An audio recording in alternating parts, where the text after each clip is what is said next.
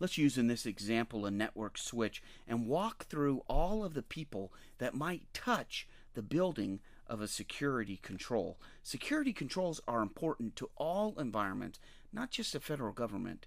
So let's go ahead and draw out the switch here, and then we're going to draw out from NIST and access control. Remember, a control is just a document. A control is just a document.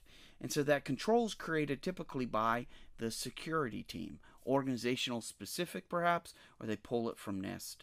Then the IT team gets that control, the language by which they have to secure that switch. And so they get that and they begin the implementation and implement the actual switch.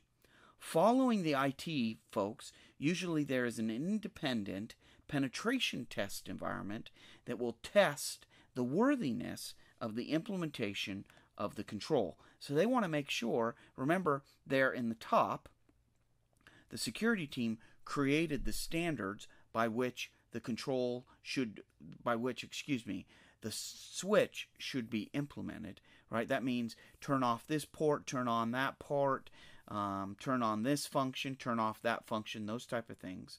And the IT team there in the second, and oh, by the way, before I go off the access control, I talk about NIST a lot, but these could be site-specific controls, or you may not even use NIST at all. And we use a network switch in this example, but this really applies to server, switch, policy, process, anything that affects the ATO, or what they call the system that makes up the ATO. So here the IT team implements a switch. So they implement it based on what the security team has given them.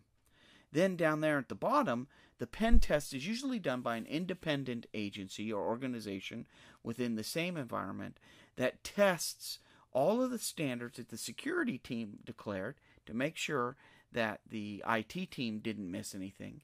In addition, they run penetration and vulnerability tests to make sure that the security team didn't miss anything. So that is called pen testing, and that's usually done sometimes by a third party or certainly an independent group within the organization.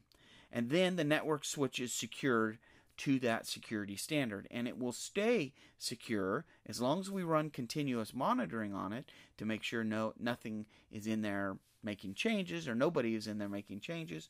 The switch should stay secured to the security control that has been established.